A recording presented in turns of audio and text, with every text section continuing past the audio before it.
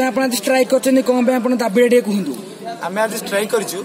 जे सरकार ओडिशा सरकार जो निष्पत्ति नहीं एनआरएस पिला ओटीटी देवाई से कंटिन्यू सर्टिफिकेट दि जाउछि किंतु मोर सरकार को प्रश्न जे आमे गोटे एंट्रांस क्वालिफाई करिकी गोटे मिनिमम एग्रीगेट मार्क रखिकी 2 ईयर रेगुलर क्लास करूछु से पुणी 85% अटेंडेंस दरकार पुणी आमे सब काम इनवॉल्व होउछु जदि आमे ओटीटी देवाई एलिजिबल होउछु किंतु से माने किसी क्लास न करिकी आम सहित एलिजिबल है ओटीटी देवाई से कंटिन्यू सर्टिफिकेट दि जाउछि तेणुक आमे आगु घोर विरोध करछु कौन सी मात्रा से कंटिन्यू सर्टिफिकेट दि जाबो ना बर्तमान बर्तमान सरकार कौन चाहूँ आमे चाहूँ प्रथम कथा से एनआरएस पिला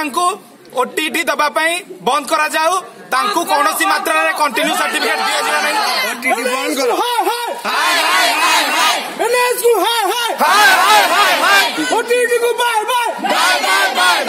एनआरएस हटाओ डीएलटी बचाओ एनआरएस हटाओ डीएलटी बचाओ एनआरएस हटाओ डीएलटी बचाओ ठीक अच्छे आपण मानकर आज दाबी कौन रही आमर दाबी है